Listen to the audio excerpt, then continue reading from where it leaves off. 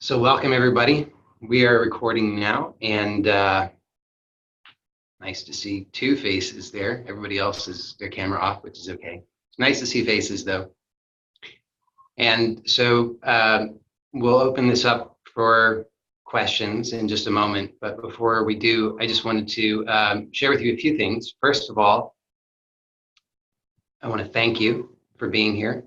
Thank you for taking the time to be here. Your presence here is helpful not only hopefully for you, but also for others. So thank you for that. I also wanted to let you know that I am recording this, and this will be posted on YouTube later on today. And I wanted to let you know about my intention for these public meetings. So in 2012, for those of you who know my story, I was at a pretty intense point in my life. I had been struggling and suffering pretty severely for a long time, and I had reached a point where, at every point when there were many points where I thought I had hit rock bottom, only to find out there was more falling to do. And in 2012, I had really reached a point where it was clear to me that I couldn't continue doing what I had been doing. I just couldn't continue to try to avoid my own experience. And the only problem was I didn't know what the alternative was. I really was flying blindly. And so I had to take a leap of faith. And that leap of faith turned out to be extraordinarily valuable for me, and was a pivotal point in my life in which things really began to turn around. And I had taken a vow at that time, and you could ask who was the vow to, and it could have been to God, it could have been to the air, it could have been to myself. But it was a vow, and it was a vow that has been in my heart ever since, and that is a vow to be of service. So it's important to me that my life is in service of healing. And so that is the intention of these meetings, is to be in service. And so that's my intention, that's my hope. Because I know that it's very challenging to struggle alone or to struggle blindly.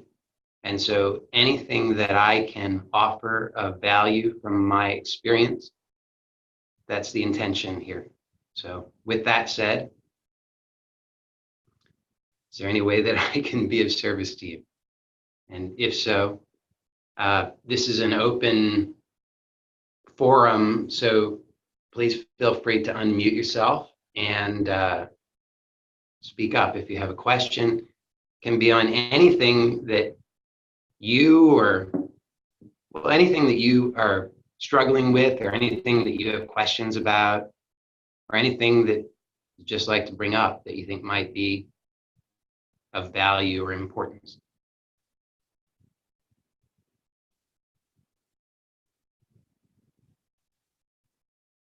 Hi, Liz.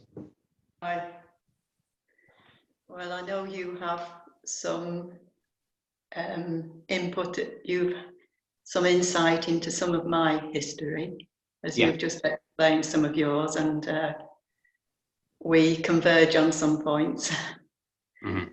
And eating is still one of mine. Mm-hmm. Eating enough. Mm-hmm. And when you posted about these open meetings, and that you have an interest in herbalism, Mm-hmm. I wondered if there was, whether you could speak on that a little bit regards improving appetite.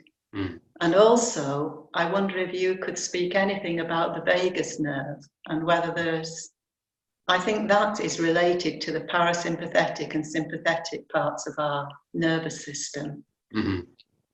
and also this somatic awareness that we're doing, whether that has an effect on the vagus nerve that can stimulate the parasympathetic side of the nervous system rather than the sympathetic side. Okay. Yeah. So just a point of clarification for anybody who didn't understand one aspect of that. The somatic work is in a training that I'm offering that Liz is participating in. So for anything herbal, my approach is very personal. So I couldn't give a general recommendation on that. That would be something that we would have to look at that in a little bit more depth to get a clearer picture of the specifics that are going on. The way that I view herbalism is as a relationship, and so just as any relationship has an interplay of energetics, there's a dynamic in relationship that changes us. So if you have a relationship with your husband, that relationship changes you. The relationship with your children changes you. Your relationship with the place where you live, relationship with your house, the relationship with your neighbors, all these things change you. So my approach to herbalism is a relationship with a plant, and that can take place in a lot of different forms. A person could have a relationship with a plant through gardening. A person could have a relationship with a plant through observation in nature. A person could have a relationship with a plant through ingestion. So there are a lot of different ways that a person could have that relationship, and those relationships change us and allow us to learn from the relationship, to learn from whoever or whatever we're in relationship with. We can learn from them, and you could look at that as you could look at it in any number of ways. You could some people like to think of it as there's a spirit or an archetype, and you could certainly, that's a perfectly valid way to see it. That tends to be more of the way that I look at it. You could look at it as the chemical constituents having an effect. That's perfectly valid. No matter which way you look at it, though, I think that in order to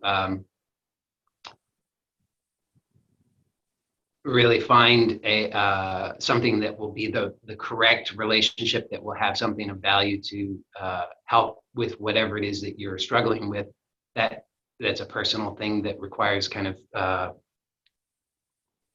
just a process of discovery of what that is. So that would be something that we could, if you were interested, that's something we could explore together. For the vagus nerve, I do, so I normally prefer to keep conversation to things that I know through direct experience, but I don't mind interjecting a little bit of theory. So there's a theory that's called the Polyvagal theory. There's a gentleman, I'm drawing a blank on his name now. He's a professor. I think he's now at the University of North Carolina at Chapel Hill. Either he is now or he was previously, I can't remember. And he's the person who's the lead proponent of this theory, or he's the lead developer of this theory. And what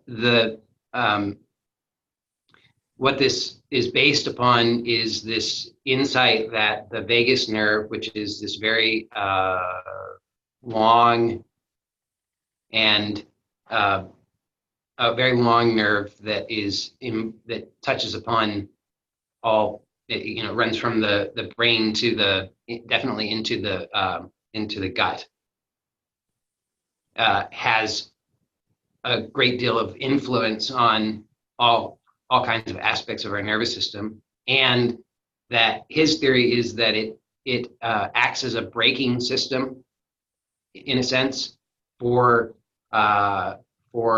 stresses. And so when there is stress, then a big part of this theory is that the vagus nerve, he believes, has evolved over time, has evolved higher order functions. So in fish, for example, the observation is that fish don't seem to have the ability to do what humans can do, which is this higher order function of soothing. And so soothing is in this, from the polyvagal standpoint, is the highest order function of the vagus nerve. So when there's a stressor, soothing is the least stressful response that the nervous system can produce. So, for example, you could imagine that it's not, anybody who's a parent probably has memories of when their child was a baby, and the child, there's a time at night and the child gets agitated, and the parent shushes the child, soothes the child. So the agitation, the stressor, whatever it is, can be soothed, and that soothing is a function that has only been observed in humans and in some other mammals, not all mammals. So it's believed that this is a later evolution of the vagus nerve that's evolved in certain animals, but not in all animals. Now, if that soothing is not available for whatever reason, because the people or the individuals involved don't know how to access that, or because it's not an appropriate response. So it might be the house is on fire and soothing isn't the appropriate response. Getting out of the house is the more appropriate response. So then the next, if the soothing response is not available, the next response is the fight or flight response.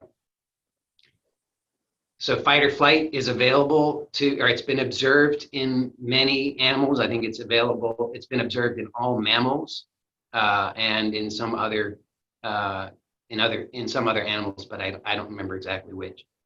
And the fight or flight response is a more stressful response than a soothing response, but it's preferable than the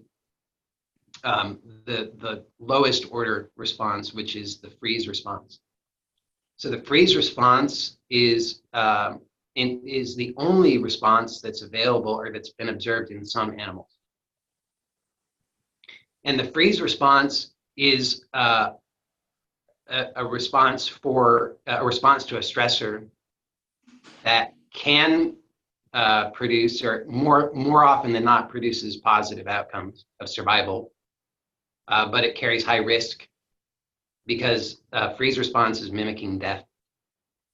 So a possum doesn't just play possum. A possum actually is mimicking death. And so the actual response in the body is a mimicking of death. So the heart rate slows. There's I believe that would actually be a significant increase in parasympathetic tone, actually. So whereas in fight or flight is an increase in sympathetic tone, because you have to be prepared to fight or flee. But in the freeze response, there's an actual mimicking of death, and so that carries with it the risk of death, actually. So I don't know what the exact percentage is, but there's a significant risk of death when possum plays possum, for example. So so humans have these three different kinds of responses available, and they are in that order of least to most stressful. So least stressful being soothing, next least stressful being fight or flight, and then the most stressful being the freeze response. And the freeze response is our fallback when we can't rely on anything else.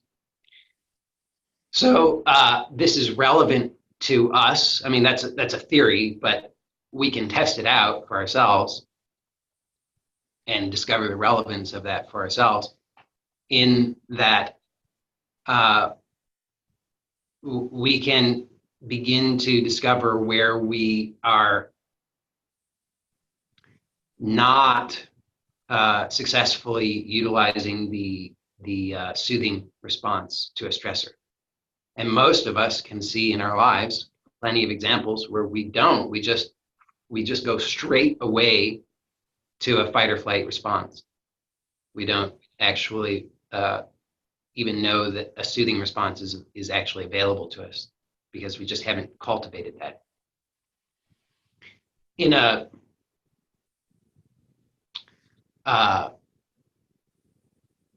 so you can notice in your own experience. So just to bring it more experiential, you can just notice if you remember a time recently in which you were stressed and you were not able to access a soothing response. So you can notice what that experience is like from memory. You can notice that it involves probably a lot of tension. So tension is usually a good indicator of a sympathetic response, a fight or flight response. And I believe that in a lot of traditional spiritual approaches, the aim is often to cultivate to channel our energies in a more desirable way. Desirable being in many ways subjective, but most of us find, for example, bliss to be more pleasurable or enjoyable than rage. And so a lot of the traditional spiritual approaches are to channel the raw energy in a more desirable fashion. And this is one of the secrets that spiritual masters, let's say, have shared. It's fairly consistent from my study of these things, is that it's possible for us to actually discover in our direct experience the rawness of the energy, and then to choose how that energy manifests. And by default, the energy manifests however it does, just due to our conditioning, due to our genetics, our epigenetics, our upbringing, the environment we live in, what we've done, what we've learned, what we practice. So all of that determines our conditioning, and most of us are just operating from the conditioning that has happened, and we haven't really been operating from choice. And so when we experience rage, for example, since I brought that up, and it's a pretty intense experience to experience rage. So when we experience rage with all of that intensity, if that's how the conditioning is, so that just gets channeled, that energy just gets channeled into rage because of the conditioning, then we typically only have available, or we only know about two responses, because that's all that's ever really been shown to us. We can either express it, grab the baseball bat and go smash somebody's car, or we can try to suppress it. Those are the only things that most of us have learned.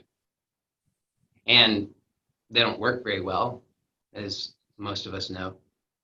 And so then everybody here knows that already, and we've looked for better alternatives. But there's not a lot, in my experience, there's not a great deal of clarity out there in general about what the alternative to that would be.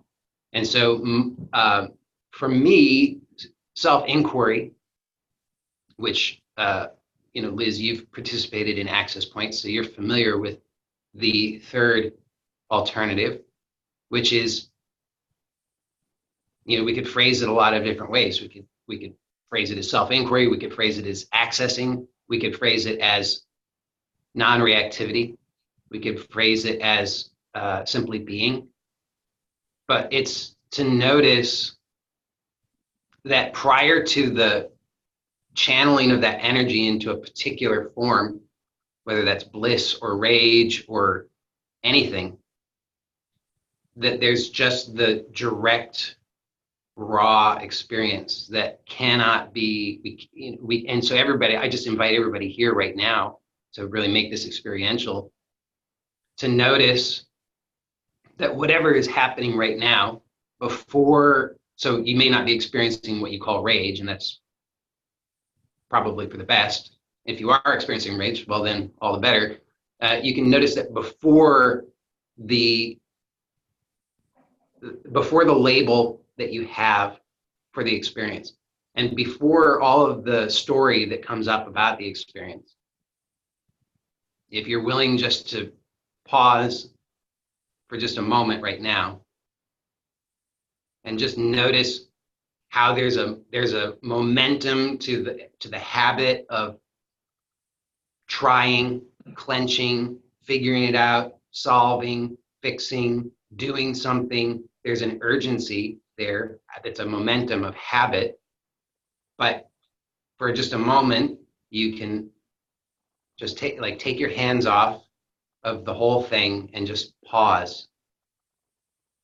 And you can notice that prior to all of that story about it and all of the conditioned reactivity and all of that, there's a presence that's here. Sounds like somebody needs to mute themselves, but I can do that for you. And Liz, I muted you too. You'll need to unmute yourself if you want to speak again. But prior to that is just this sense of presence. So it doesn't you don't have to go looking for it. You don't have to try to generate it, because it's not an experience. It's not a manifest experience. It's prior to that. So it's before by manifest, I mean anything you could label, anything you could have a name for, anything that you could, in order to know what it is, you'd have to refer to something in the past. So it's before any of that. It's unconditioned, and it's our natural experience of ourselves, is just this unconditioned presence. So I'm not referring to anything that is inaccessible to anybody here. It's absolutely accessible to every human, always. So then you can notice that this unconditioned presence is not,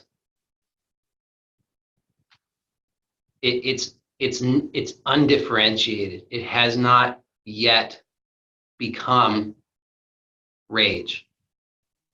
Now you can then, I'm using rage again, but it hasn't become the differentiated experience that has a label.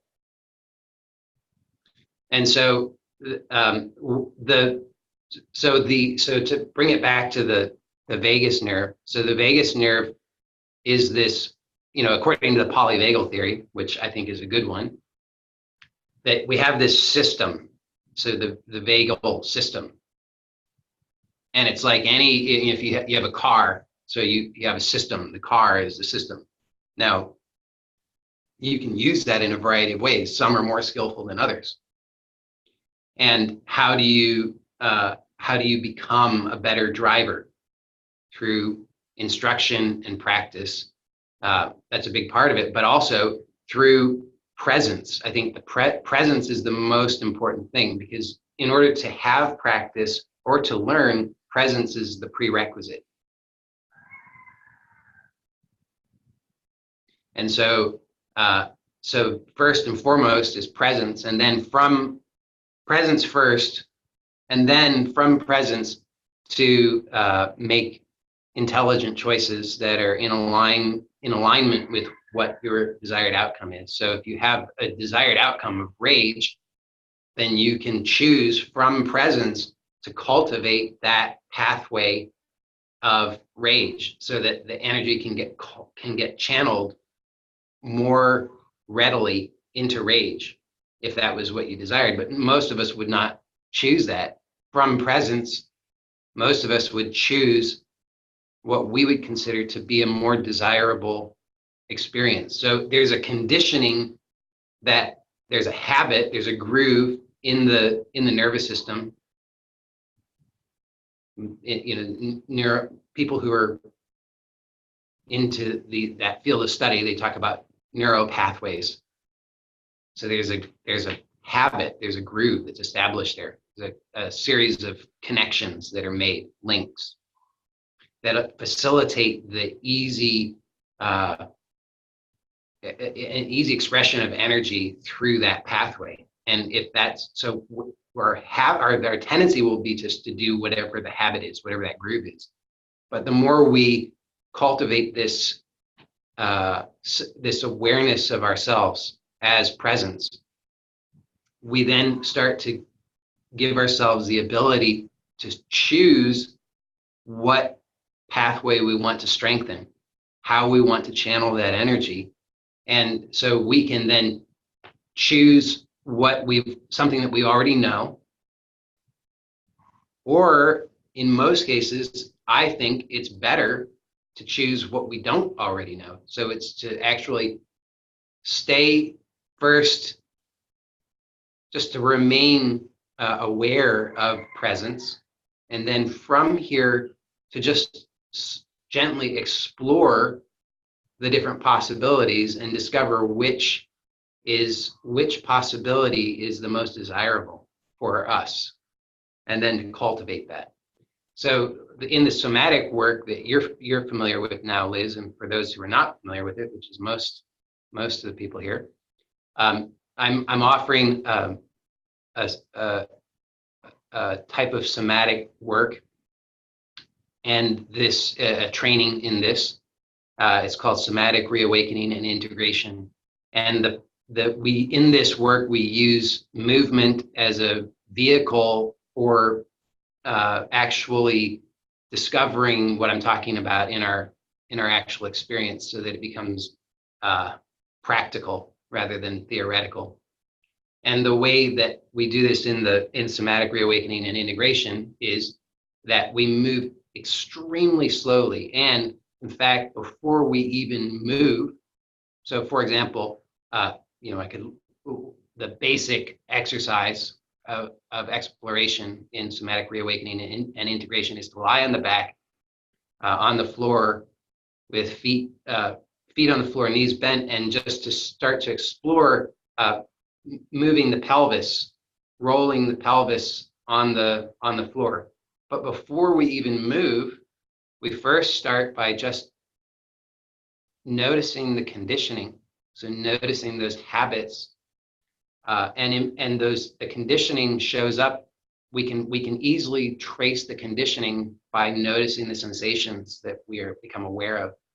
The sensations, oftentimes, especially initially, are sensations of that the nervous system interprets as uncomfortable. They feel cramped, tense, uptight, etc. So that's exposing the habit that's already worn in the nervous system. It's a habit of interpretation of sensation in a negative way, and it's a habit of tension and armoring, protecting oneself. And so that becomes exposed in the light of awareness or presence. So we just take the time for a moment lying on the floor, rather than just the usual way of doing something is, okay, just tell me what to do, I'm going to do it. I'm going to do it, and it's going to get done, and it's going to be great. But this is different, because we're not wanting to just get it done. We're wanting to actually notice how we do it. And so we start with presence. We start with just noticing that we have this awareness, and that awareness itself is transformative, because when we, in a sense, withdraw, I mean, so many of a funny thing is, it's a little slight small tangent, but it's funny to me how I studied so many things. I studied yoga very intensively for a long time, for example. And one of the, now it's been a while, so I don't even remember most of them, but one of the Patanjali's, and I don't remember what they're called now, but one of the important things is, I think it's called pratyahara, which, if I might be getting that wrong, but it's the withdrawal of, it's withdrawal from the senses, withdrawing from the senses. And it makes perfect sense when you consider that if you're dissatisfied or unhappy with the expression, so there's like a light or an energy, there's a presence that infuses by moving, in a sense, outward. And it's going to move through, I mean, that is the unmanifest, it's pure potentiality, it is boundless, and it is the most subtle, the subtler the energy, the more powerful it becomes. It's like atomic energy is, you split an atom and look out. So this, even subtler than that, subtler and subtler, the subtlety of pure potentiality it's infinite. But it gets channeled outward into manifestation. Now, if we're dissatisfied with those grooves, the habits of in which the energy is channeled, then first we want to withdraw so that we're not feeding the habit anymore. So in the somatic reawakening and integration, first thing we do, in a sense, is withdraw and then begin to explore the sensation in an open way. So the open exploration allows us to, so there's the initial conditioned reactivity. So if I'm lying on the floor, then if I'm just doing it sort of mindlessly, then what's going to happen is I'm just going to be squirming about and trying to get comfortable. And then I'm just going to say, screw it. And I'm going to just start doing the movement, hoping that's somehow going to fix everything. It never works. So instead, consciously choosing to just let the conditioning come and go, because that's the initial pass. It's just the conditioning is the first way that we attempt to deal with anything. Makes sense, because hopefully the conditioning is successful. It has been successful enough that we're all here. So no matter what our story might be about what a failure our life is, or maybe not, but if we have that story, the real truth is actually we're here, so we've managed well enough that we're still here. But we're dissatisfied with certain aspects of that, so we can then choose to let that conditioning come and go, but then to notice this presence prior to it. And this presence has an open, curious quality to it that allows for an exploration, an open exploration of possibilities. So in actual experience, and everybody here, you can feel free to try this out. You can try lying on your back on the floor and noticing, and it doesn't have to be lying on your back on the floor. I mean, you could do it right now as you're wherever you are. Just maybe a little easier if you're lying on the floor, but you can just notice the sensations that you become aware of. And you can notice the conditioned reactivity that's right there. It's the habit to try to fix it or avoid it, do something about it, get away from it. And you can notice that if you just have this open quality to your attention, then the initial reactivity comes and goes. And then what is here is this curious, open awareness. And as you continue to just be open to the sensation without trying to fix it, without even insisting that you know what it is or if it's good or bad, that the sensation might start to actually open to you. And then there's this relationship where the sensation, which previously you might have had all this conditioned reactivity to, actually now is like a friend that's guiding you. And it's guiding you to discover from presence what new possibilities are available that might be more desirable to you. So then you get to choose. You get to start to actually choose how this energy is channeled. And so this is, to me, this is applicable across the board. It's applicable to physical restriction and discomfort and pain. It's applicable to emotional restriction and pain. It's applicable just to everything in life, to every relationship, to every experience, is that there's the initial conditioned reactivity that if I'm dissatisfied with that, I've had enough life experience to recognize that the usual strategies of either indulging or repressing don't work. What does work is pausing, resting as presence, and not as, it's not a special state. It's not anything that you have to develop. It's just the presence that you are, just recognizing that and just resting as that for a moment. And then beginning to notice, allowing the impulses of the conditioning to actually become the guides that show a new possibility. Because from presence, it starts to get clear that that the energy is being channeled in a particular way,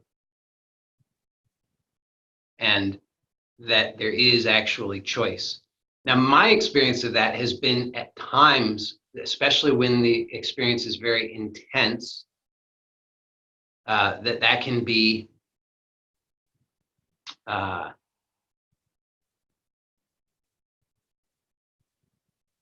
I can't think of the right word, but it can be a challenging thing at times. There have been times when I felt so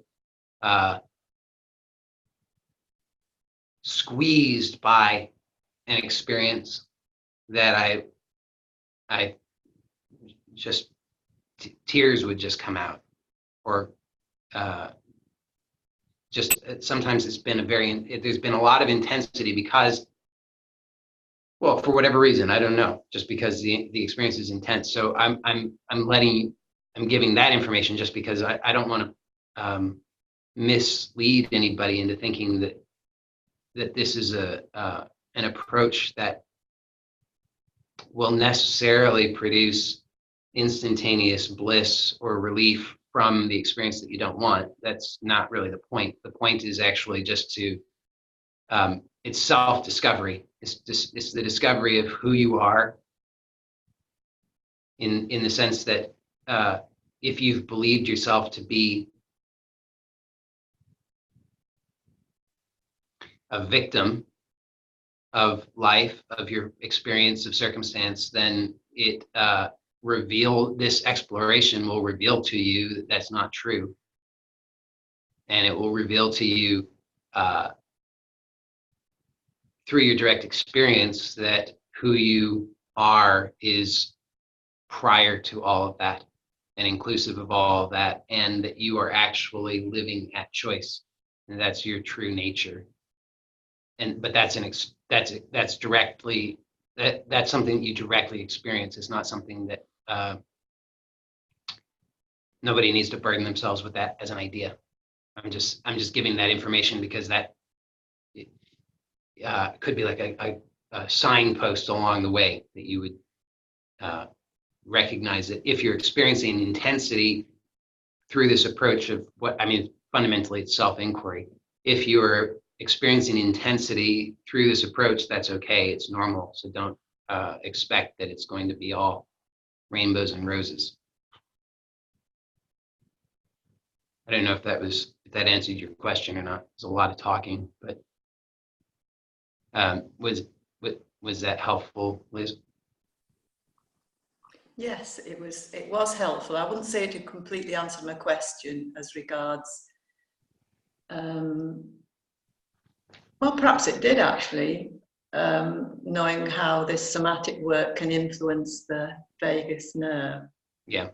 Through altering the, I don't know, altering is quite the right word, through the medium of the nervous system. Mm-hmm. Yeah. Yeah, I think it did actually answer the question. I think it did. Yeah, I mean yeah, because my point there was that rather than, so it's like like I use the analogy of a car, so I'll use that analogy again just to stay consistent. It's like you have this car, and the car is perfectly good, it's perfectly functional, and the only problem is you only know how to drive it in reverse. And so you just drive the car in reverse all the time, and then you feel frustrated because why am I, it's not nice to be driving around in reverse all the time. You want to be able to do other things. But then you start blaming the car, or then you go to the mechanic and you say, I need you to fix my car. But it turns out it wasn't the car, it was just you only knew how to drive it in reverse. So a lot of people are very stuck, from my perspective, a lot of people are very stuck trying to fix themselves, but nothing needs to be fixed. And the more we try to fix things, the worse it gets, because that wasn't the proper solution in the first place. So a lot of people are trying to fix their bodies. A lot of people are, it's very, not that I have to tell you, but it's very popular to try and fix things. And so so then we can Google vagus nerve. What do I do? What practices, what yoga poses do I do? They're going to fix the vagus nerve. What foods do I eat? They're going to fix the vagus nerve. What supplements can I take that will fix the vagus nerve? What sound frequencies can I listen to? You can listen to a YouTube video with the sound frequency for an hour and a half that will fix your vagus nerve, except it's helpful to know first of all, is there anything broken?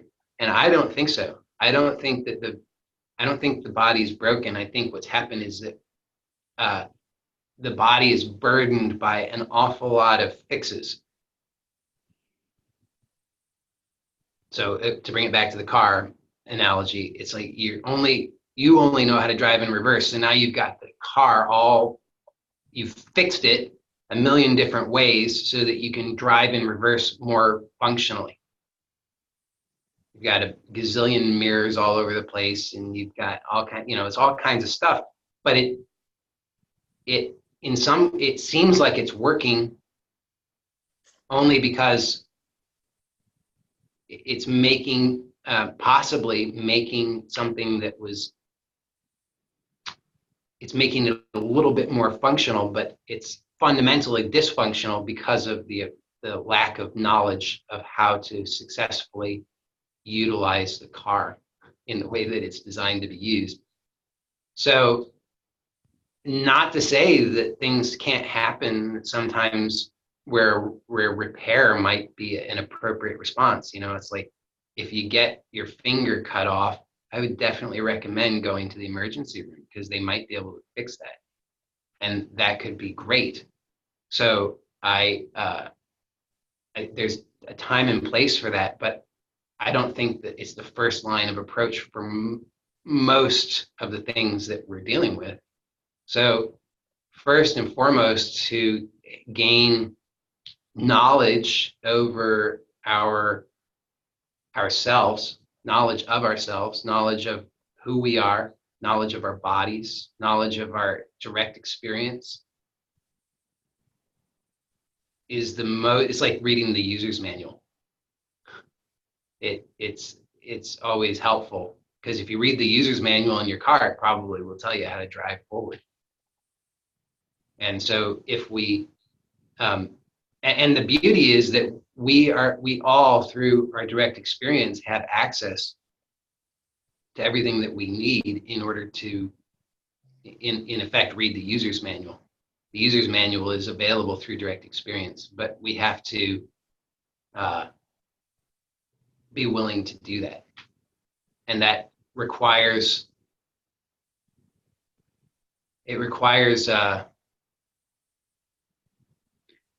something that's uncommon, I think, certainly these days. I don't know if it's any more or less common than in the past, but it doesn't seem to be particularly common to be willing to take responsibility for oneself. You know, we often give that up because we turn to external authorities who we believe have more expertise or knowledge about us than we do, because they have degrees, because they've got the credentials, they've got the, you know, the whatever, all the letters after their name. And doesn't seem to work out very well. So that's why I'm always a believer in direct experience, because that's where we can get I believe that's where the information is really available. It's really profound how much information is available in direct experience. In direct experience, within a second, you can receive vastly more information than you could get listening to a doctor talk to you for an hour.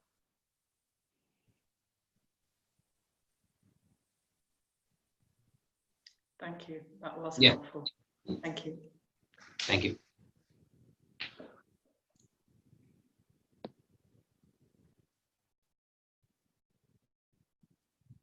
Anybody else? Anybody brave enough?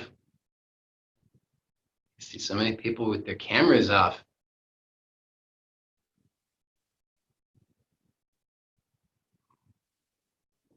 I think they say that the number one fear is public speaking. People experience the most stress about public speaking. So I guess that's why people have their cameras off. They don't want to be seen in public.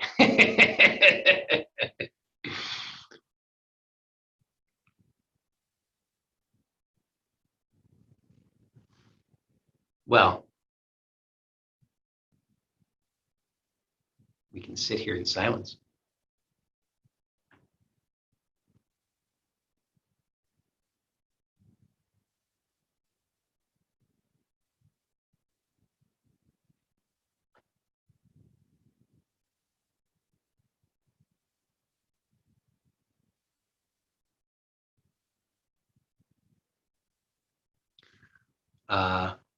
Well, Carrie, I see your question, but I'm going to have to, it's going to take me a moment. I have to go to some other screen on my phone. Okay, here we go. So sometimes when I try to pause a thought, I find that my mind comes in like, am I doing this right? Is this a moment free of thought? This really ends up preventing any possible moment free of thought. Any tips or suggestions? Do you still talk about lifting the pressures from the forehead? Please advise, and thank you kindly in advance. P.S. Yes, it is easier for me to type my question than to ask on the video. Okay. So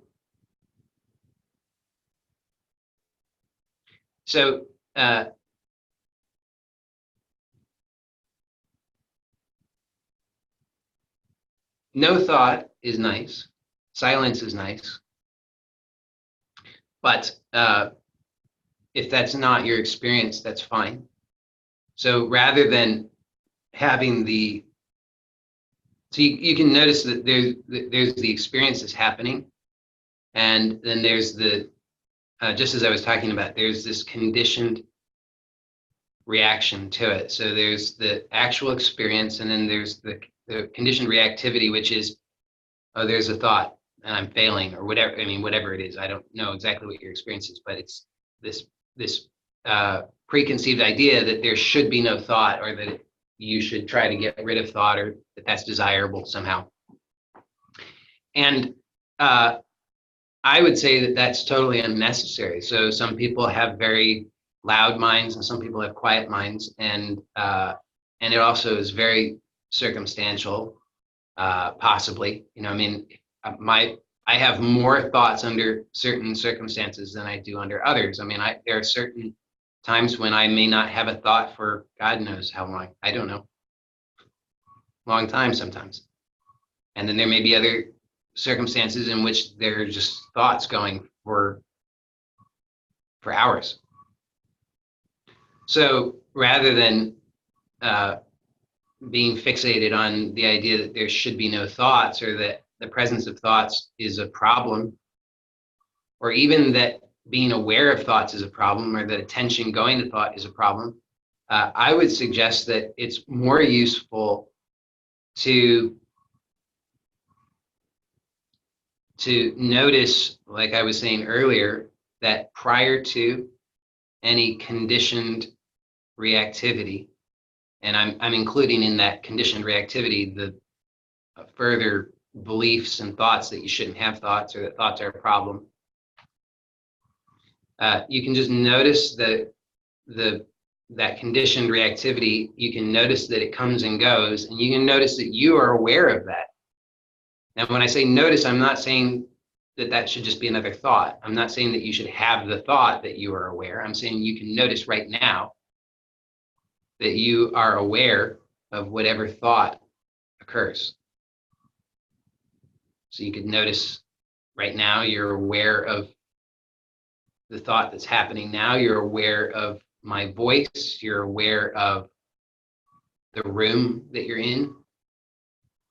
And none of that needs to go away. None of that is a problem. The sound of my voice is not a problem. I mean, maybe to some people, but not really a problem. The room you're in is not a problem. The thoughts that are occurring are not a problem. The sensations that you're experiencing are not a problem. It's only the conditioned reactivity that would say that any of that is a problem. And it's that conditioned reactivity is based upon this fundamental assumption that you have a problem. If you don't assume that you have a problem, then it becomes clear that this is just happening. It's not a problem, it's just happening. Thought happening, sound happening, color happening. That's it, that's all, it's just happening. So you can, as I say, you can pause. Now, the pause doesn't mean that you have to forcibly stop anything. So I'm not saying that you need to pause thought or pause sensation. I'm saying you can pause your active participation in the conditioned reactivity. So you can just notice it's like taking your hands off the wheel for a moment.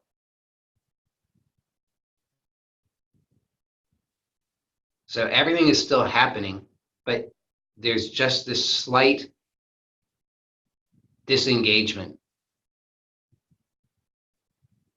Because as long as you're engaged in the conditioned reactivity, it all seems urgent. It seems like you have to do it. So it's compulsive. But you can choose just to pause. And in that pause, then you can notice that actually in your direct experience, all of this is happening. So it's not anything that you necessarily have to do anything about. And you can just explore that. And the beauty of this is available at any time. You don't have to have special circumstances. You don't have to lock yourself in a room and recite a mantra for hours. You don't have to light incense. You don't have to have silence. You don't have to be listening to binaural beats. You don't have to do any of that stuff.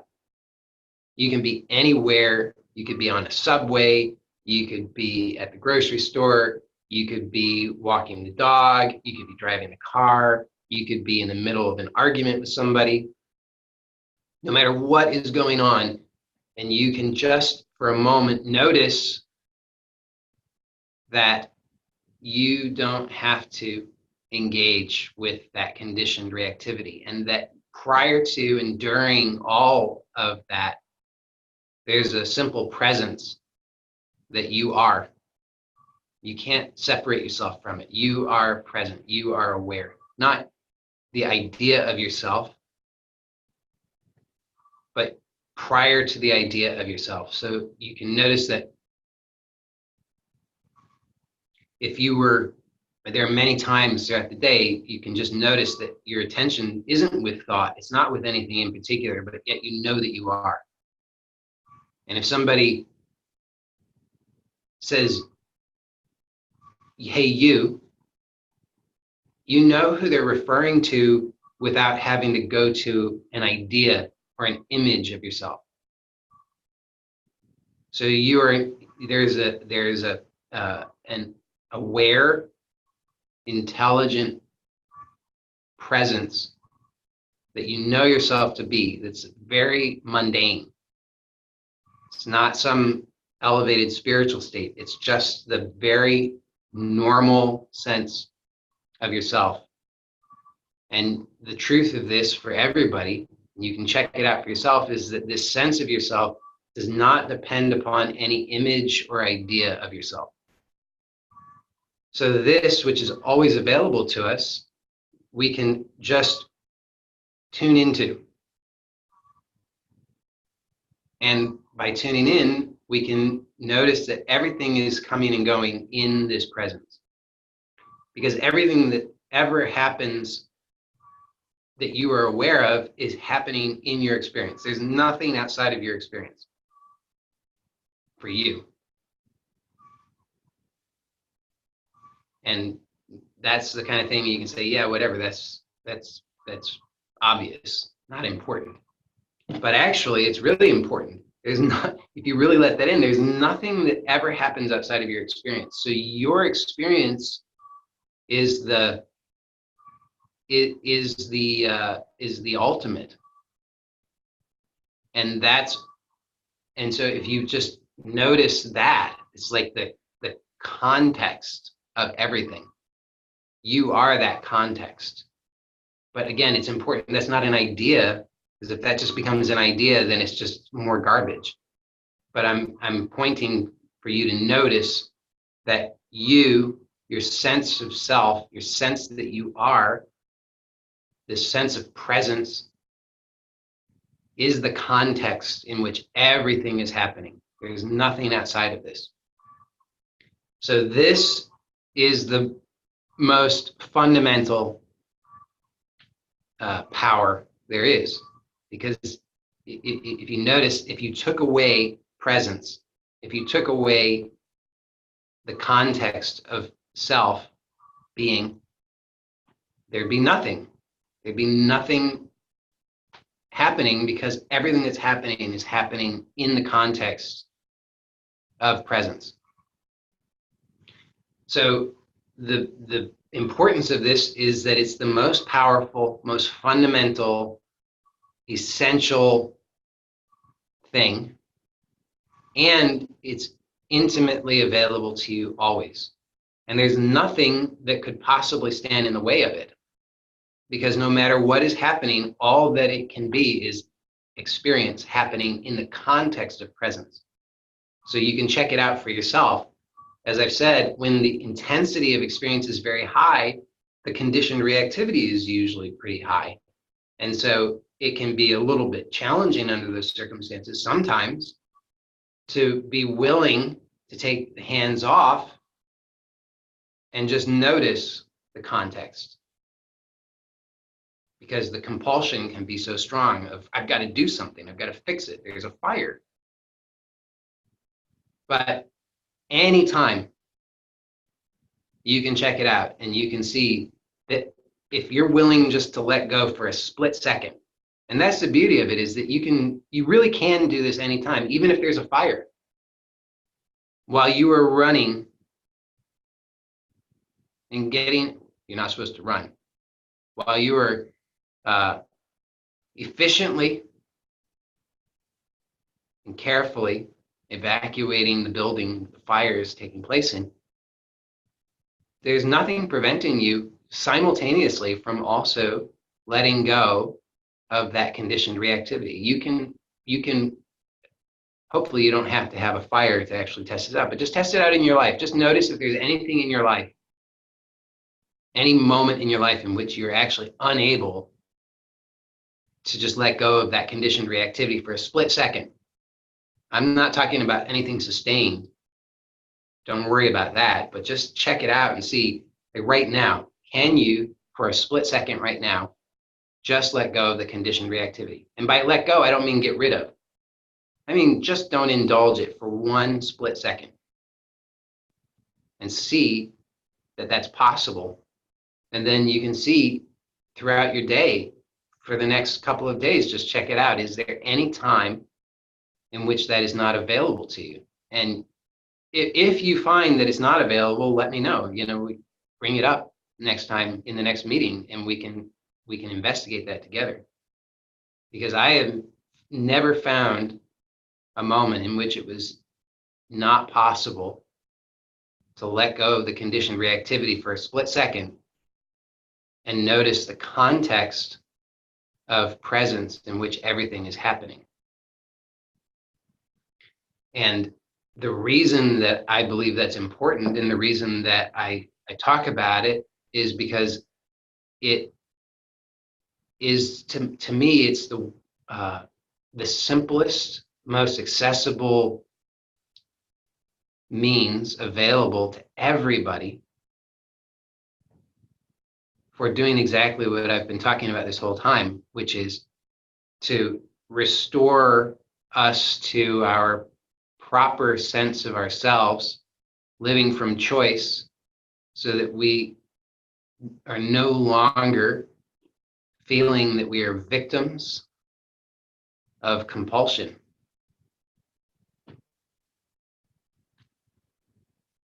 And I think that has enormous implications. I mean, I know in my life that this insight put into practice has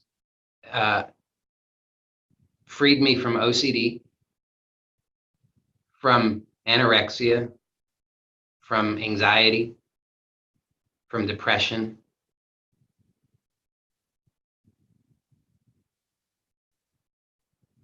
And it's not that those experiences, those sensations have to never occur. They can occur. It's that I have the freedom to recognize my essential nature as presence, which offers me the possibility of truly living from choice rather than compulsive reactivity.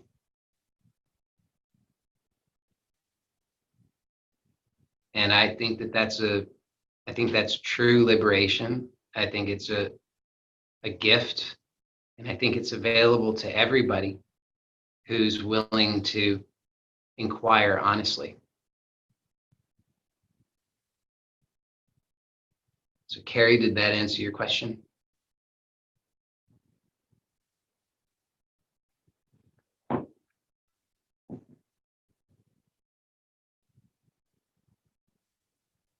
Great. So anybody else happy to stick around for a little bit longer? And if not, happy to drop off now.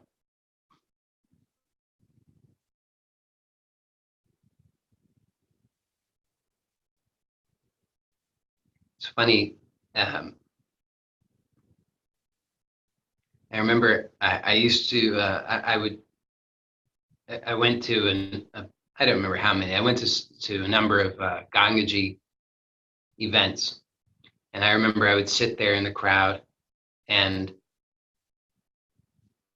I wanted to raise my hand, but I was too afraid, so I never raised my hand. But I remember the burning that I experienced. Ooh, I gotta raise my hand, but I'm too afraid. So I figure sometimes that's what's going on for people. So I give it a little bit of time.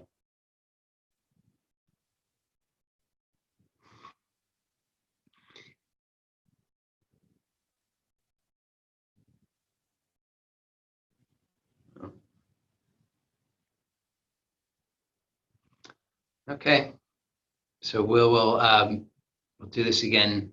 Actually, I'm going to do this again tomorrow at 5 p.m. my time, which is in Vermont in the US. And again next week at this time. So I hope to see you again. And I'm offering these by donation. So if you would like to make a financial contribution, you can do so at joeylott.com/give. I always appreciate that. And please feel free to invite anybody you know to join this public meeting series. And if you think that somebody might find value from this, please let them know. Always happy to have people join. And this should be up on YouTube later on today. Thank you, everybody. Bye for now.